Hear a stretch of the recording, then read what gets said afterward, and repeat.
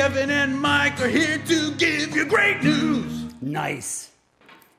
Hey, welcome back to another episode of Great News with Kevin Ryder and Mike Catherwood. Yeah, baby. You ready for an intro? I'm ready for an intro. It's an intro. The show's about to begin, bro. So put a smile above your chin, bro. Say hello to the happy, goodbye to the blues, because Kevin and Mike are here to give you great news. Boom. If you like this show, subscribe and Yes. perhaps tell some friends. I would say it again. Even if you don't like the show, subscribe. Will it kill For you? us. It's free. Subscribe. Get your notification set. Like it. Download. Do whatever you can for us because we want that to happen. And also, we want you to get into this show, not because we are such narcissists, even though that might be true. I mean, we are. But because I know that my mood, and I'm being serious, my mood is dramatically changed by pulling these stories and presenting them. I can only imagine that there has to be some benefit to taking them in. Agreed. We've talked a lot about nurses Yes, we have. on this show. And my mom called me last night. Apparently, the one aired where I said that she was in charge of a hospital. Yes, you did. She said, Kevin, I've never been in charge of a hospital. What are you talking about? She was in charge of a floor on a hospital. That's still pretty important. And I said, good enough. Yeah. What nurses do is miraculous sometimes. And I think it's just as important for the psychological of the parents and the kid and the patient, whoever's there. They do amazing things. And this story is about 19-year-old Molly Oldham. She was hospitalized with brain cancer. And she was one of those girls that just loved singing. At 19, brain cancer? 19 years old. And singing was her big thing. And watch how the nurses handled her. Nope. Oh my God. Nope, that's not Okay. her. That's not her. I would really like that to handle me. This is not the story.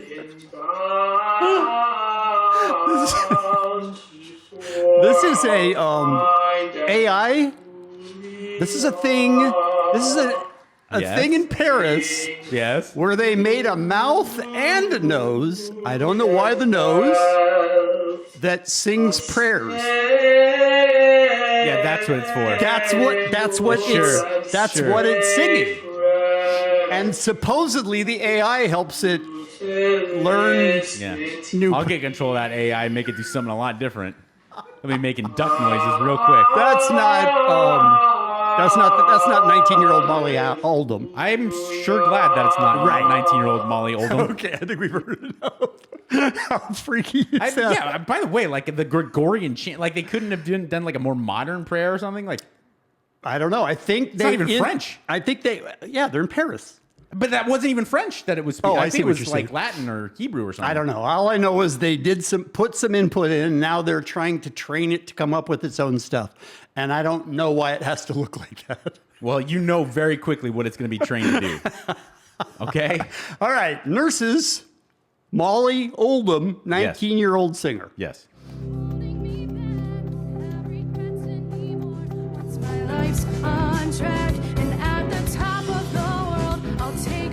I love making other people smile and other people laugh and other people feel something. So for me, when I sing or when I perform and I can take them out of their hardships for a couple minutes, that's what I enjoy the most.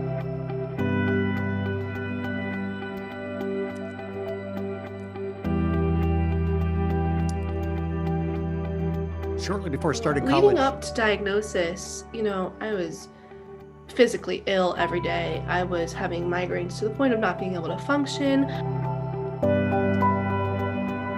She had a tumor the Tennis ball tumor in her brain. size of a tennis ball in her brain. Oh, and it was cancerous. It was just heartbreaking, because it didn't just happen to me, it happened to my whole family, it happened to all my friends, and I heard the word cancer and I just shut down.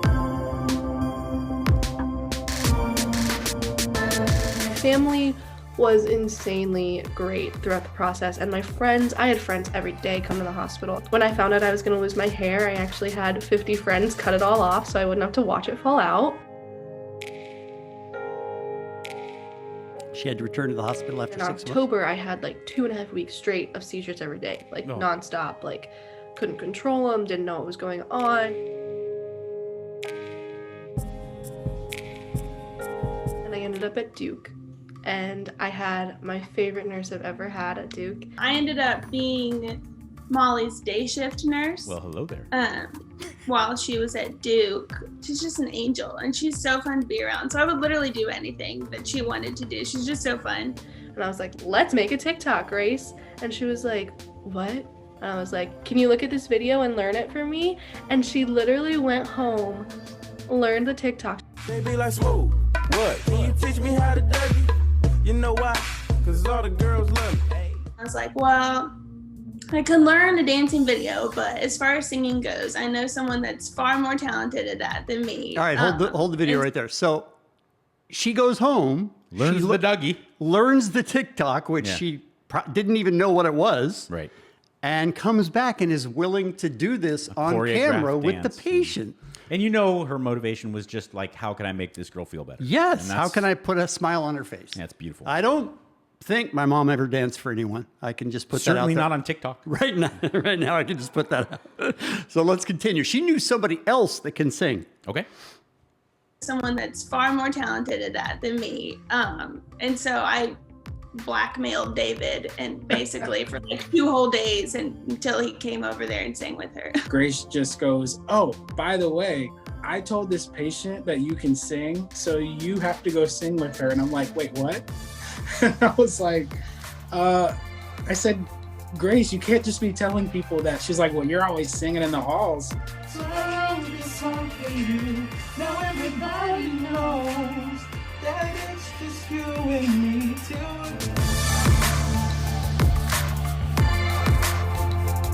I think it's just a really easy way to honor all the things that she's going through and just her courage, and appreciate her and give back to her, because honestly, at the end of the day, look at the impact that she's made on us. She's incredible. You can have these moments where it just, it's a breath of fresh air. It's like, that's what makes us human and keeps us human. Isn't that crazy? It's beautiful. And they talk about the fact that she's making them happy. It's I mean, crazy. I guess if you're going to get in that line of work, you better be that type of person who can really absorb other people's joy and stuff, because it would be I mean, people always look at it as strange. I don't remember. It was one of my wife's like hippie self-help people. It was either like Ram Dass or Thich Nhat Hanh. My wife's really into like the wellness and mental wellness and emotional wellness and stuff. But he or she was saying that when you give, when you are thoughtless, when you are loving, obviously positive things come back to you, and it's okay to acknowledge that, and it's not selfish. Right. To understand that, yes, I'm doing this, and it will in turn make me feel better. It's okay to acknowledge that and to embrace it, And the guy that she went and got to sing, she wasn't his patient. No. But he was like, yeah, I'm there. I like how she had to back him into a corner. She's like, for 2 days. Look, she's got brain cancer, dude. I said you could. I said you could sing. I made her a promise. This also involves people committing to a teenager, but in a much different way. Okay. And I will give you a warning. I'm not sure this story's purely positive, but I definitely no. Honestly, I mean, it's a So tough you don't one. know if it's great news? But it's definitely great news in my Okay. opinion, and it's definitely uplifting, and it's definitely, I think, a good example. Okay. But this dad, local guy, here in Southern California, found out that his son was the bully in high school. Oh, no. Like, problematically, he was hurting other kids. And there's a lot of ways to go about handling that, but something has to be done if you're at all a responsible parent. So what does he do? He goes down to the local boxing gym in Long Beach and gets professional boxers to get in the ring with his son, and he does not allow his son to get out of the ring until he recognizes that he is not, in fact, a tough guy. Wow. Check this out.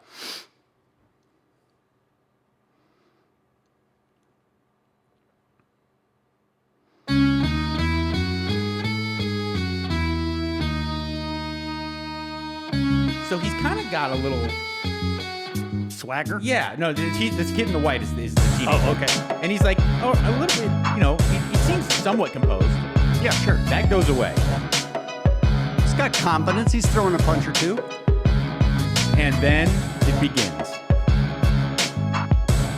And this boxer is clearly very good and is doing something that you can tell. Like he'll put a whooping, but he's very controlled. He's not just blasting this kid. Right. And he's also doing the most demoralizing thing and I've had many really good fighters do it to me. Just keeping his hands at his waist and not even acknowledging that you may hit them. There's nothing you can do to me. Yeah. I don't even need defense. And then he does go ahead, I'll give you a free shot. Hit me. He's putting his face right in the way. Hit me. And it does nothing. Wham, wham. And these boxers were, they're all aware of what the situation was, and they're jabbering at him in the ring. They're also talking a little crap. Right. To let this kid know, like, going around and picking on people is no way to live your life. And also, you're not tough. Let me make this very, very clear to you. You're not tough. Why the semi-funky music? No. It's a strange choice. Oh, that body shot. Get back, tough guy. And there's the dad filming, saying, come on, get back in there, tough guy. Get back, tough guy. Wow. All right, so there you go. How do you feel about that, Kevin? Okay, listen. Questionable parenting. Right. Having said that, I have no idea what I would do in the case of that parent. I agree completely. And you can't encourage or discourage violence with other violence. But if you have professionals in there, it's a different thing. Yeah. Sparring, like I will tell you as someone who trains a lot and spars a lot, it's way, way more dangerous to spar with a guy who has no idea what he's doing. Right. A professional is tempered. And they'll lump you up, but they have control over themselves. And to put your son, because they're very clearly like a big athletic kid, to put him in the ring with real fighters, it teaches you something. And I have found this so valuable, as I think a lot of like buff dudes should do, is to train, because you very quickly get humbled and you realize, like, I'm not a tough guy at all. Yeah. And I see these guys, just the other night, I was taking my daughter on a walk and these two drunk dudes were getting in a fist fight. And I was looking, I was like, you guys have no idea how to fight. Why would you be doing this? I mean, obviously alcohol, but yeah. But I was like, what? It's the only thing. Like, if I asked you, if you've never really played basketball in an organized way, you would never be like, well, I'm gonna go shoot some hoops with Steph Curry, and I'll be okay. No, I can manage. Of course not. I'm athletic. But somehow people who have no skills in fighting, guys especially, be like, I could handle me. I'm pretty tough. I could do it. I don't know. I think that might not be a bad idea, depending on the father's relationship with the son. Mm-hmm. Like, and if he does it for the right reasons and the son understands why he's doing it. Yeah. Does he get knocked out? No. But that hurts. A couple of those liver shots really hurt him. But I will say that he does have the headgear on. They have big gloves. There's been no follow-up, but I can guarantee. Oh, boom! So this young kid comes in and just overhand writes his face off. He's just hanging off the side of the rope. All right, son, get back in there. Oh my God, that's terrible. And they're just like, they're piling on. And of course the kid got hurt, but at the same time, could this be, especially for like a teenage tough guy? Bully. Maybe that's been a bully for a long time. It might really be the only way to get through to him, I don't know, but I can buy that. In a safe, controlled environment. Yeah. So there you go. That is my story. You ever been knocked out with the headgear? Mm-hmm. Me too. Jason Ellis kicked me. He didn't knock me out, but he gave me a full concussion like last Friday. He put it up on Instagram. He head kicked me, and it was one of those like it just grazed the top of my head and it stung me, and I could tell it was a good shot. And then I went to go move forward, and then my legs just kind of came out. There's nothing funnier than that. I agree. All right, let's talk about homeless people for a while. Okay. Because, there's a lot of different people that ignore. There are people who help the homeless. There are people who drive around from place to place and, give them supplies. Unfortunately, there are also people who go out of their way to be I'm sure that people are, but there's people who try to make their life worse because they look at them as a burden to their neighborhood, you know? But you always wonder, this time of year, it's pretty cold. Heck yeah. And we're in Los Angeles, so it's, cold to us is 65 degrees. I don't know how people live in that. But there are homeless people everywhere. And in this particular city, it's a German city called Ulm. ULM. You didn't really break the bank on naming that one. Ulm. 75 miles from Munich. Okay. And they've come up with a really unique way of making sure that homeless people stay safe during the winter. Nope. That's the first thing that came to my mind was like, Germans? What did you... Nope. That's another... No, if Germany is solving a problem, it involves either leather or feces. That's not the video I wanted. That's a video. That's another AI thing. I know that's the one. I you like want. that. All right, so here's German city installs pods for homeless people to sleep in. Okay, hold on. I'm not positive that this reporter is not a computer. No, she's just German. I'm not Same positive thing.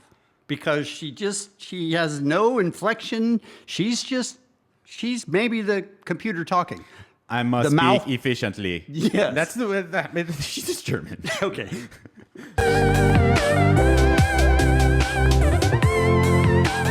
Music. A city in Germany has created pods for homeless people to sleep in during the winter months. The innovative pods are reportedly popping up all over the city of Ulm in key locations that homeless people go to. Temperatures often drop below freezing in Ulm, so the pods could prove life-saving for those sleeping on the streets. Made of steel and wood, the pods are insulated and waterproof and recently underwent upgrades so that they have solar panels and communication services in them. According to Euroweekly News, the pods have an independent web connection, meaning when they are occupied it sends an alert to a charity that then checks the pods and keeps them clean. The charity then, where possible, contacts the person who occupied the pod and asks them if they are in need of any help.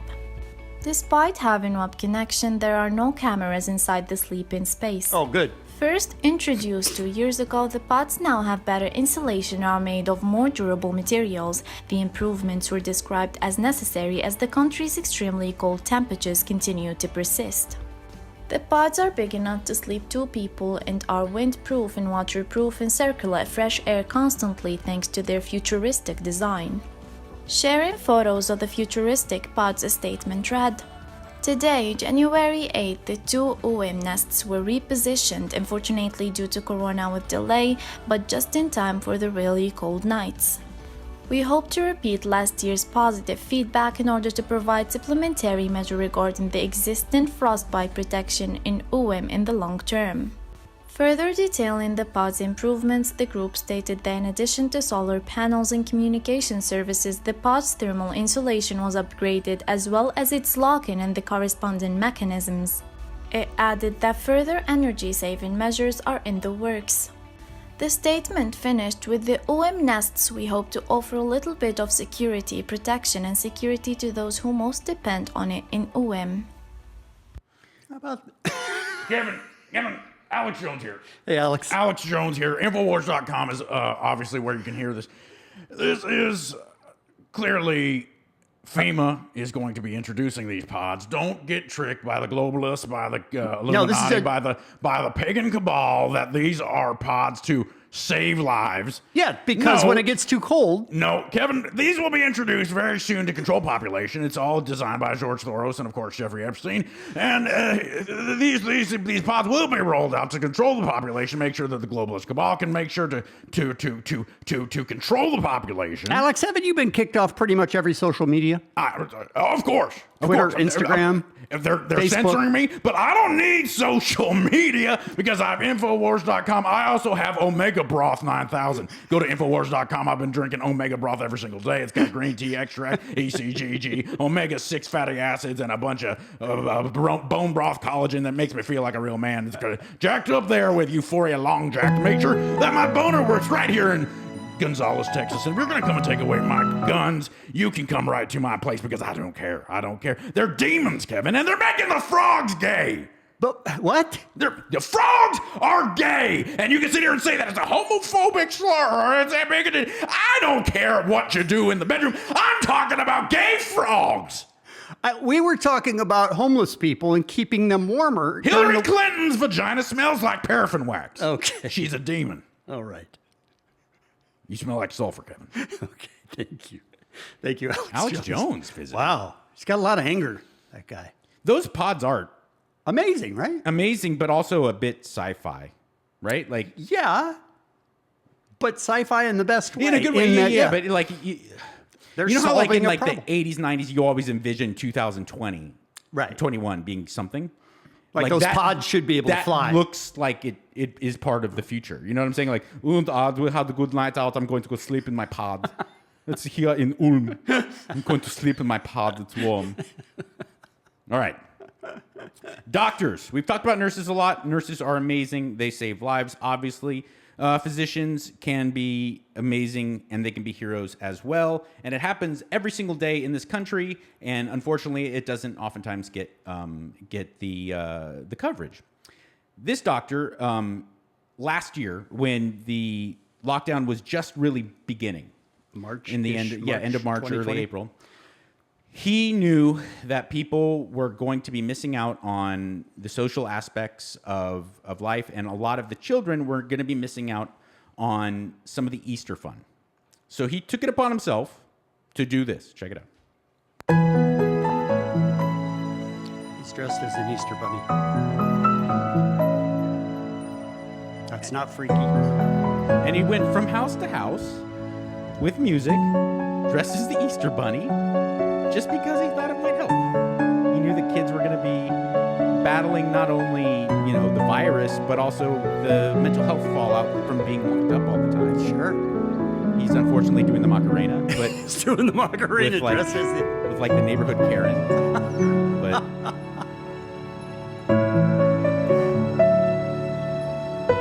I'm sure glad this Easter bunny wasn't in the last story in Germany. oh no, it'd be a whole different story. Oh, he's throwing some eggs into the yard. There's vaccine in there. I just thought that was really sweet, man. And doctors can get so wrapped up, justifiably get so wrapped up in doing their job to make sure that they're saving people's lives, dealing with all the things intellectually. It's so great to see a doctor thinking outside of the box what he could do to help people emotionally. I thought that was And really I sweet. wonder the percentage of people who come up with that idea versus the percentage of people who actually enact it and go out and do it. Yeah, no, that's a good point. I mean, because I have a bunch of ideas of me doing good, and then I don't do them. Right, of course. Motorcyclists are about 28 times more to die in an auto accident than people in cars. 28 times more likely. Yes, to die in an accident than people in cars. Well, it makes sense. Yeah. So I don't know if you've been watching this or not, but I've been fascinated by the technology of they have vests that use what's in the steering wheel, those safety Like an airbag? airbag. Yeah. They have vests that have airbags in them. Nice. So that if somebody falls off a motorcycle or whatever, it's an airbag of protection. And now they have airbag pants. What? Airbag pants. Watch this. New safety feature, Airbag Pants.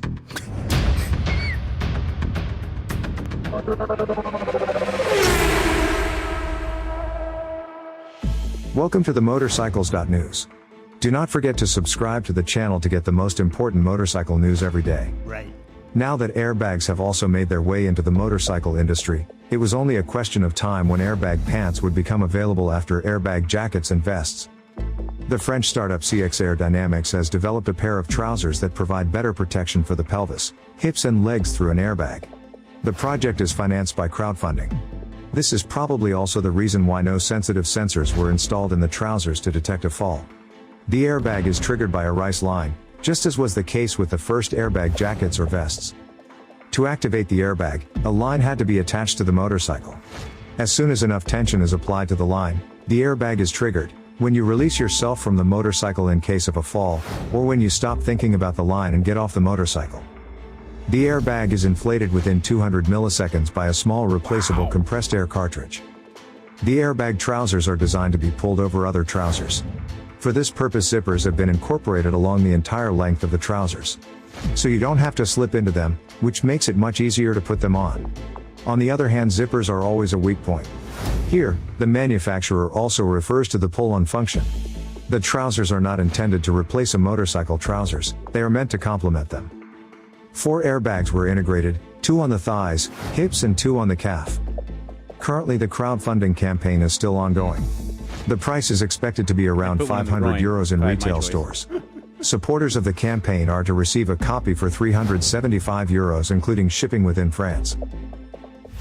Thanks for watching. If you liked the video, I would be happy about a thumbs up. You can find more and constantly updated news on the homepage motorcycles.news. All right, that's good. But how's that for technology? It's amazing. And I'm so glad there's people in the world that make that stuff. Yeah, agreed. Because every once in a while, my daughter will ask me the most rudimentary question about like science. And I'm like, I can't do that. I don't understand that. Why are we seeing, why are we looking at MC Hammer? Oh, see, Hammer pants. He has inflatable pants. Yeah, he's had inflatable pants since the 70s. I get inflatable pants when I see Yannick Garcia. Whole different reason.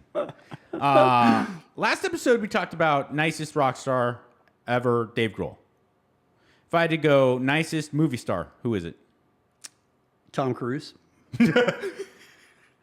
No? He is.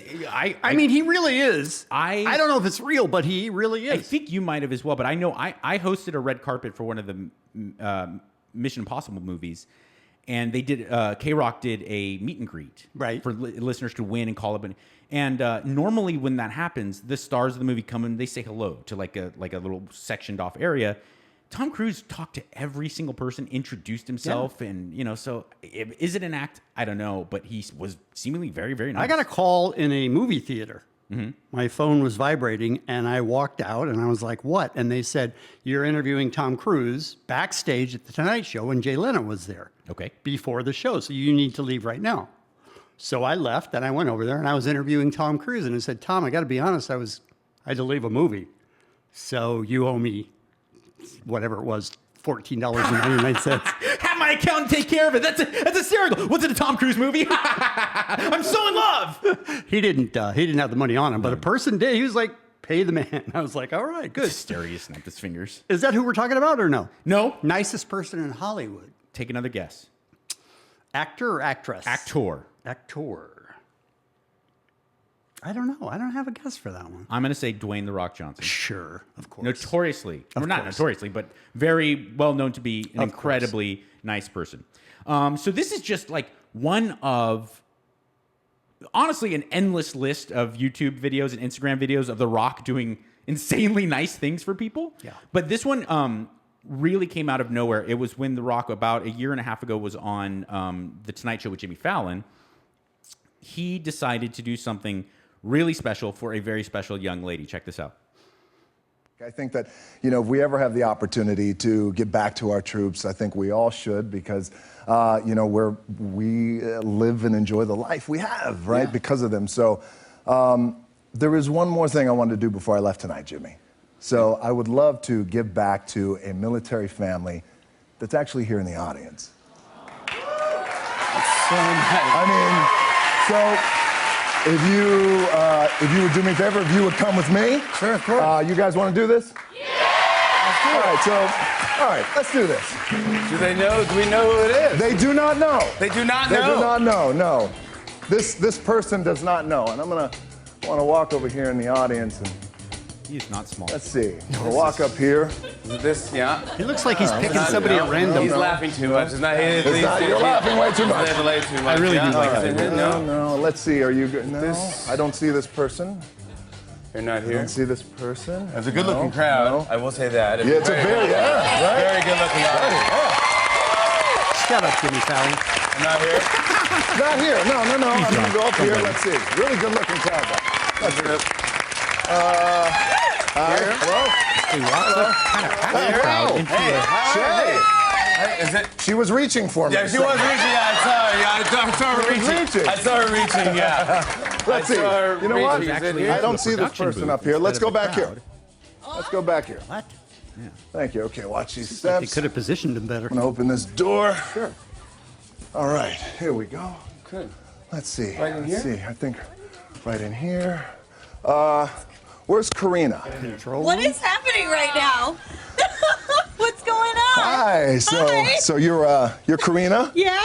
Yeah, you're Karina, and I hear you're a producer of the show, and you're an Army vet. Yeah. Right. My name is Dwayne Johnson. What is that? How you doing? Hi. It's so good to meet you. And I heard that you met your husband when you were both deployed in Iraq. Yeah. Ah, okay. And your husband's name is Todd. Yeah. Yeah, and he's a master sergeant. Yeah. In the U.S. Air Force. He is. Right? Yeah, absolutely. And you guys have been living apart for the past year and a half because he's 5,000 miles away. So, Karina, what Jimmy and I wanted to do for you, we just want to thank you and your husband for your service and your sacrifice. And I personally heard you are the most amazing person. And we wanted to bring your husband home for you in the holidays. Turn around and hug your husband.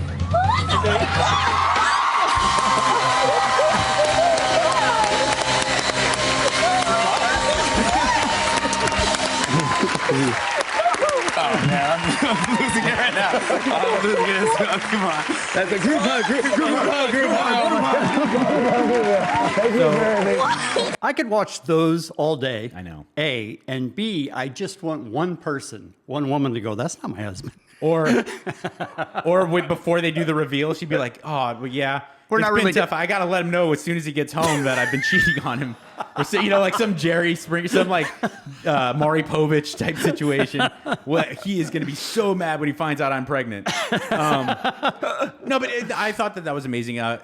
The Rock had been in contact with the Tonight Show people, and they knew that there was this young lady who worked there in production that was a veteran, not only a veteran, but that her husband was still deployed and that she most likely wouldn't be able to see her husband. And so they financially took care of all of that. Wow. And that was a big surprise for her. And I thought that was really heartwarming.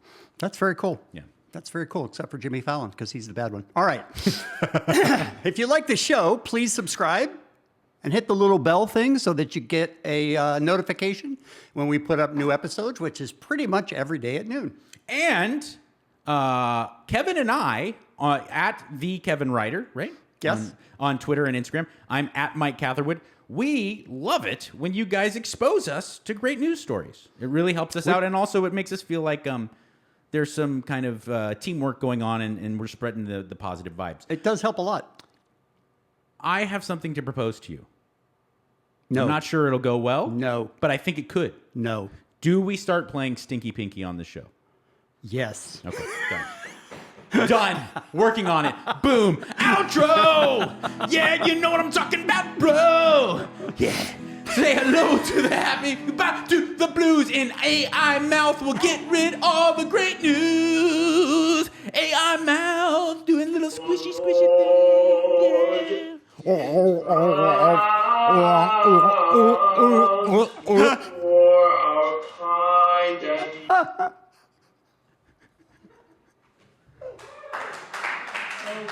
Kevin and Mike are here to give you great news. Nice.